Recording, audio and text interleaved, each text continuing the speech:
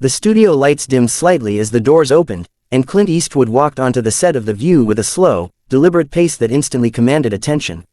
His face, weathered yet resolute, carried the quiet intensity he was known for. The audience erupted into a mixture of applause and curious murmurs. Dressed in a charcoal gray blazer and deep blue shirt, Eastwood didn't smile, didn't wave, he simply walked straight to his seat with the presence of a man who had seen too much to be impressed by television fanfare. Across the table, Robert De Niro sat with his arms folded tightly over his chest, his brow furrowed, lips pressed together, clearly not thrilled to see his longtime Hollywood counterpart. De Niro's body language spoke volumes, leaning back, one leg crossed, eyes narrowed.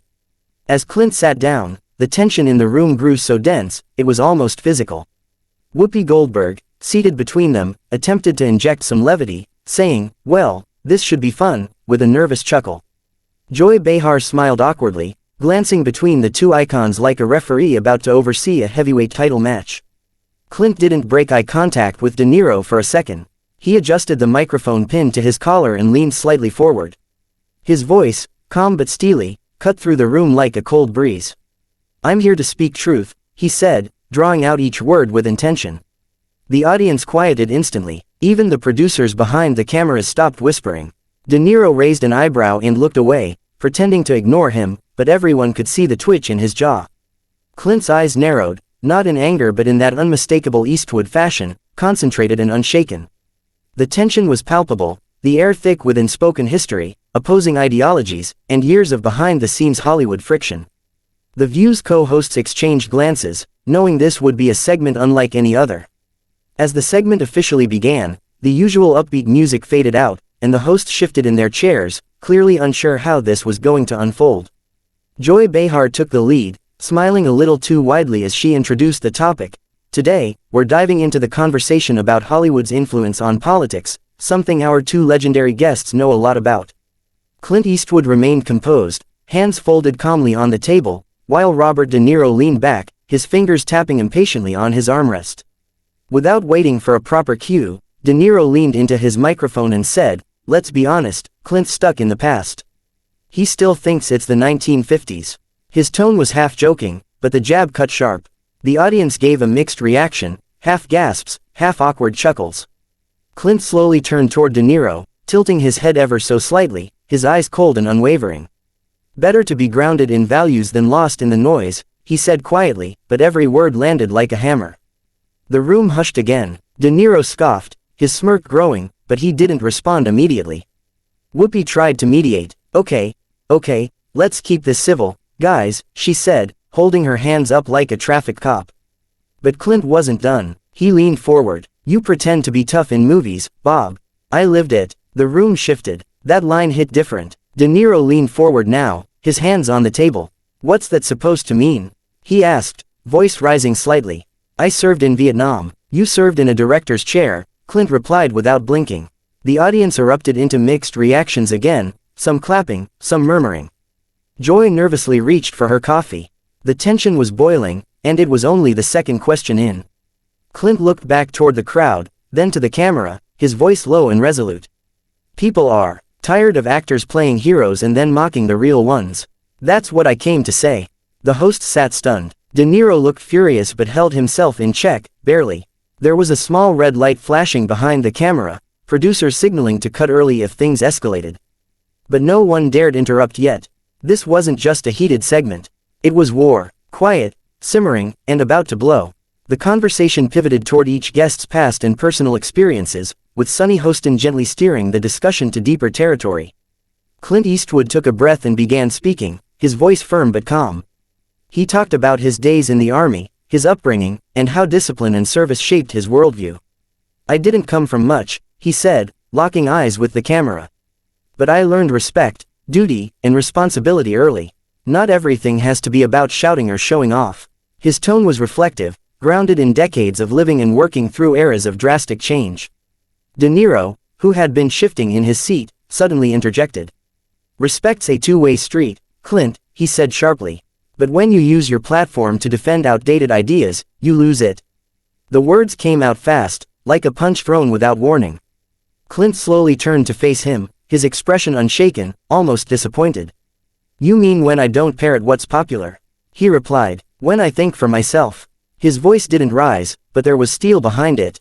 The audience was on edge. De Niro leaned in, his tone mocking now. You sound like a grumpy old man yelling at clouds. Some in the audience laughed nervously. Clint didn't flinch. And you sound like a puppet for the elite, he responded.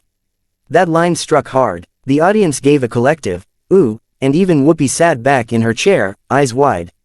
Clint's gaze didn't shift. You pretend to care about the working class, but you cash Hollywood checks and fly private while preaching from penthouses. De Niro's face flushed. He pointed a finger across the table. You don't know a damn thing about me. Clint finally leaned back, his eyes still locked. I know when someone's acting. You've been acting off-screen for years. The room grew tenser. Behind the cameras, producers were on edge, whispering into headsets. One reached toward a switch, ready to cut to commercial at a moment's notice. The air was charged, heavy with personal history, clashing ideologies, and decades of unspoken resentment finally boiling over. Neither man blinked. Neither man backed down. Security had subtly inched closer to the stage. Everyone could feel it. This wasn't just a disagreement. It was a full-blown confrontation. The moment De Niro raised his voice, the studio's already tense energy snapped into something sharper. He jabbed his finger across the table toward Clint Eastwood, his voice rising. You sit there judging everybody while clinging to your cowboy image. You're no different than the people you criticize. His words echoed louder than before, filled with years of resentment that had apparently been building beneath the surface. Clint didn't respond immediately. Instead, he slowly rose from his chair with a deliberate calm that immediately silenced the room. His eyes never left De Niro, and his posture said everything. He was done playing polite. You don't respect this platform or the people watching, Clint said, voice steady and razor sharp. You come here not to share, but to provoke. You've turned into a bitter caricature of yourself, hiding behind applause lines and cheap shots. He was standing now, hands by his sides, not threatening, but commanding the entire room's attention with his stillness. De Niro stood up too, his face red with fury. Don't you lecture me, Clint. You think you're better because you mumble through speeches and call it grit. He barked. The hosts were frozen, caught between shock and disbelief. Sarah Haynes quietly looked off stage, her eyes searching for someone, anyone, to intervene. But no one moved. Joy reached for her note cards, unsure whether to redirect or just let it unravel. Whoopi, sitting between them, raised her hand in a futile attempt to calm the storm. Guys, this isn't the place, she said. But it was too late. Clint looked past De Niro for a moment, straight into the audience, and then back at him.